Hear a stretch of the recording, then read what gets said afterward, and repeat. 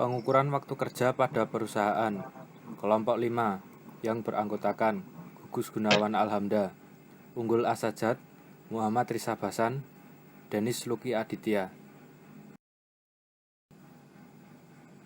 Pengukuran waktu kerja. Definisi. Secara singkat, pengukuran waktu kerja adalah metode penerapan keseimbangan antara kegiatan manusia yang dikontribusikan dengan unit output yang dihasilkan. Suatu kegiatan akan dikatakan diselesaikan secara efisien apabila waktu penyelesaiannya berlangsung paling singkat. Untuk penyelesaian suatu kegiatan maka diperoleh aktivitas pengukuran kerja. Pengukuran waktu kerja menghasilkan waktu atau output standar.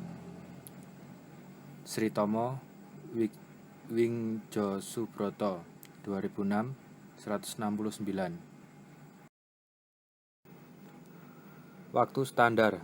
Waktu standar merupakan waktu yang dibutuhkan oleh seorang pekerja yang memiliki tingkat kemampuan rata-rata untuk menyelesaikan suatu pekerjaan. Di dalam waktu standar meliputi kelonggaran waktu yang diberikan dengan memperhatikan situasi dan kondisi pekerjaan yang diselesaikan tersebut. Teknik pengukuran waktu standar. Secara garis besar, pengukuran waktu standar dibagi menjadi dua. 1. Pengukuran waktu kerja secara langsung. Pengukuran waktu kerja yang dilaksanakan secara langsung di tempat, di mana pekerjaan yang bersangkutan dilakukan. Dalam pengukuran waktu kerja secara langsung, ada dua cara pengukuran kerja, yaitu metode jam henti atau stopwatch time study, metode sampling kerja atau work sampling.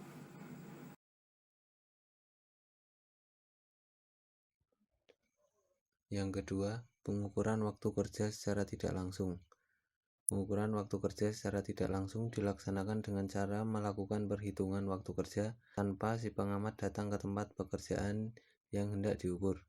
Pengukuran waktu kerja secara tidak langsung dibagi menjadi dua macam, yaitu yang pertama, metode standar data, yaitu pengukuran biasanya digunakan untuk satu jenis operasi tertentu dan tidak ada pemikiran untuk memanfaatkannya untuk operasi kerja lainnya.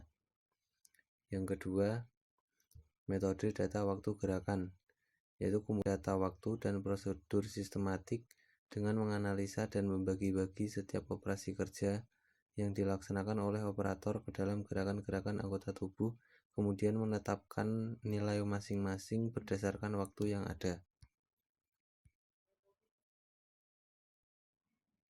Metode pengukuran dengan jam henti. Terdapat tiga karakteristik sistem kerja yang sesuai. Yang pertama, jenis aktivitas pekerjaan bersifat homogen. Yang dimaksud bersifat homogen di sini adalah operator hanya melakukan satu pekerjaan yang sama dan tanpa merangkap dengan pekerjaan yang lain. Yang kedua, aktivitas dilakukan secara berulang-ulang dan sejenis. Yang ketiga, terdapat output yang real, berupa produk yang dapat dinyatakan secara kuantitatif. Langkah-langkah pengukuran waktu kerja dengan jam henti. Yang pertama, lakukan identifikasi pekerjaan yang akan diamati dan diukur waktunya, dan deskripsikan maksud dan tujuan kepada seluruh pendukung sistem kerja yang diamati. Yang kedua, kumpulkan sistem informasi mengenai proses yang dilakukan pada objek pengamatan seteliti mungkin. Yang ketiga, uraikan pekerjaan dengan elemen-elemen aktivitas kerja yang lebih kecil untuk memudahkan pengukuran. Yang keempat, tetapkan rating performansi operator setiap elemen pekerjaan yang dilakukan operator. Yang kelima, lakukan pengukuran waktu kerja setiap elemen pekerjaan yang dilakukan operator. Selanjutnya langkah yang keenam, lakukan pengukuran sejumlah yang diperlukan dengan menggunakan uji kecukupan data dan uji keseragaman data. Yang ketujuh, tetapkan faktor penyesuaian dan faktor kelonggaran. Yang kedelapan, tetapkan waktu baku dan sistem kerja. Yang kesembilan, operator yang diamati memahami dan dapat melaksanakan prosedur dan pelaksanaan pekerjaan dengan baik, memiliki kemampuan dan keterampilan standar. Yang ke-10, Teknik dan metode dilakukan dalam sistem pekerjaan yang diamati harus baku dan standar. Yang ke-11, kinerja sistem mampu dikendalikan untuk setiap periode kerja yang disediakan. Yang terakhir, lingkungan pendukung sistem kerja standar tidak jauh berbeda dengan saat dilakukan pengukuran. Waktu baku. Penentuan waktu baku. Pertama, waktu siklus. Waktu hasil pengamatan secara langsung yang tertera dalam stopwatch. Kedua, waktu normal. Waktu kerja telah mempertimbangkan faktor penyesuaian. 3. Waktu baku. Waktu kerja dengan mempertimbangkan faktor penyesuaian dan faktor kelonggaran atau allowance.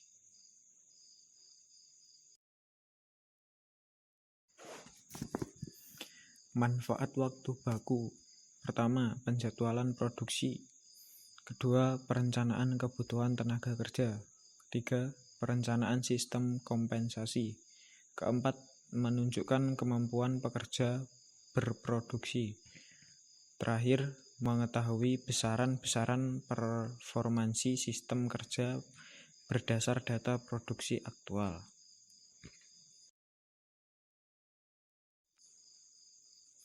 Faktor penyesuaian. Masukkannya faktor penyesuaian adalah untuk menjaga kewajaran kerja, sehingga tidak akan terjadi kekurangan waktu karena terlalu idealnya kondisi kerja yang diamati.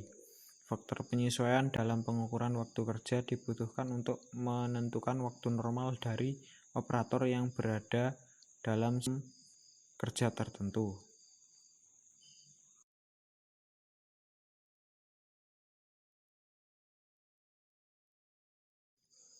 Faktor kelonggaran allowance.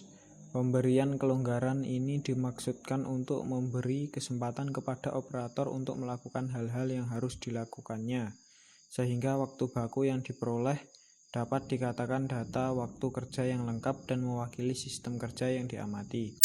Kelonggaran yang diberikan antara lain: 1. Kelonggaran untuk kebutuhan pribadi.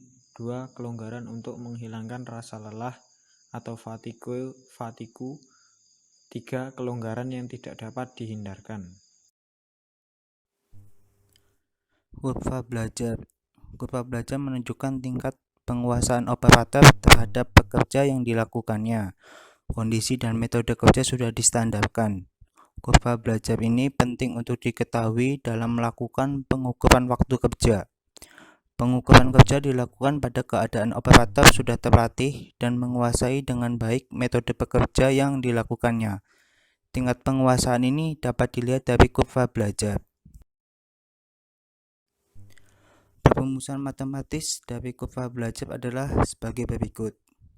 Y sama dengan Kx min A, di mana Y sama dengan waktu siklus, X sama dengan siklus ke N sama dengan 1, 2, 3, K sama dengan konstanta, dan A sama dengan konstanta.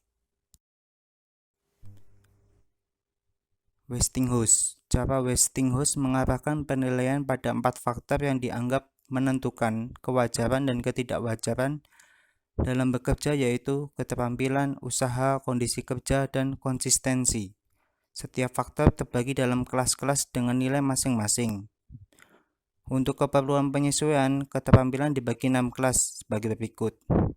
A. Super skill. B. Excellent skill. C. Good skill. D. Average skill. E. Fair skill. F. Poor skill.